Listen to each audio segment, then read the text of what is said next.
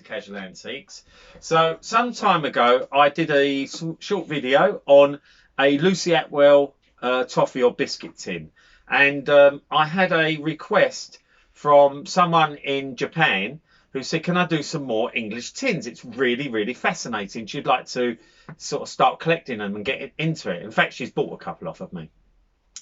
So this chap is by Huntley and Palmer. You mentioned the word Huntley and Palmer and biscuit tin together of this period, it's kind of the golden ticket. Okay, Huntley and Palmer did not mess about when they came to biscuit tins. This guy is called The Library. So it's books. There's versions of this. This is the first version. There's this version. There's the Dickens version. I think there's the Chaucer version. I think Dickens version is the most expensive. It's quite rare. They're all rare actually, but the Dickens one is bigger and much rarer. So this guy is dated from 1900, and Huntley and Palmer produced about 250,000 of these tins. One would assume 140,000 of them don't exist any longer because they'd have been scrapped or whatever. It's quite difficult for something like this to survive because it was bought as a gift, but not to survive forever. It wasn't bought as a future antique. And what this would have been is quite simply a biscuit tin. Inside, it would have come with biscuits, and once the biscuits are finished, you have a lovely box to sit on the shelf and fill up with whatever you want.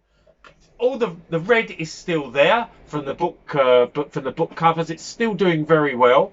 The back isn't damaged or has lost its colouring. It just wouldn't have had any. There was no need for it on the back. That would have been a waste of money to do that in the process, because this would have sat on a shelf and you wouldn't see the back. So lovely item, absolutely stunning item.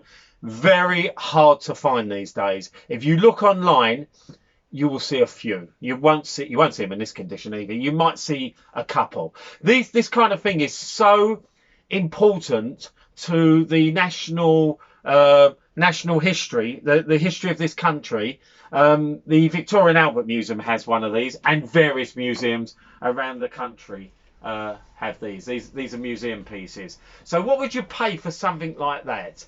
Well, at an antique fair, you would have no problem having to shell out £200 on this item.